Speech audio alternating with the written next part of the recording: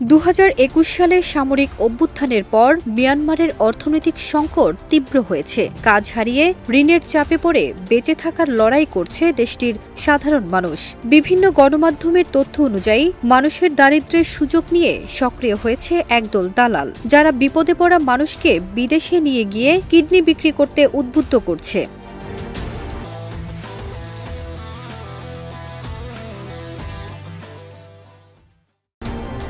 দারিদ্র্যের ফাঁদে পড়ে নিজেদের কিডনি বিক্রি করতে বাধ্য হচ্ছেন মিয়ানমারের অনেক মানুষ।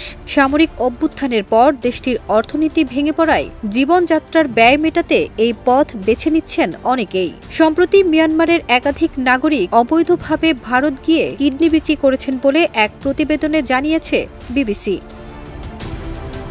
বিবিসির প্রতিবেদন অনুযায়ী নিজের পরিবারের প্রয়োজন মেটাতে মিয়ানমারের বেশ কয়েকজন নাগরিক অবৈধভাবে ভারত গিয়ে কিডনি বিক্রি করেছেন। দারিদ্র্য, ঋণের বোঝা আর একটু ভালো থাকার স্বপ্ন, এটাই তাদের কিডনি বিক্রির কারণ বলে প্রতিবেদনে উল্লেখ করা হয়।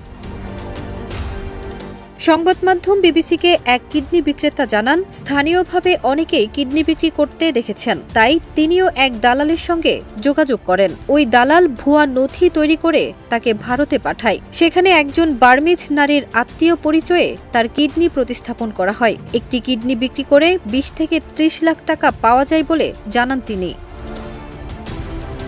বিশ্ব স্বাস্থ্য সংস্থা বলছে, অবৈধভাবে কিডনি প্রতিস্থাপনের হার বেড়েছে, কিন্তু চাহিদার তুলনায় তা অনেক কম। আর এই ঘাটতির সুযোগ নিচ্ছে দালালরা। দরিদ্র মানুষের অসহায়ত্বকে কাজে লাগিয়ে গড়ে তুলছে অন্ধকার এক বাজার।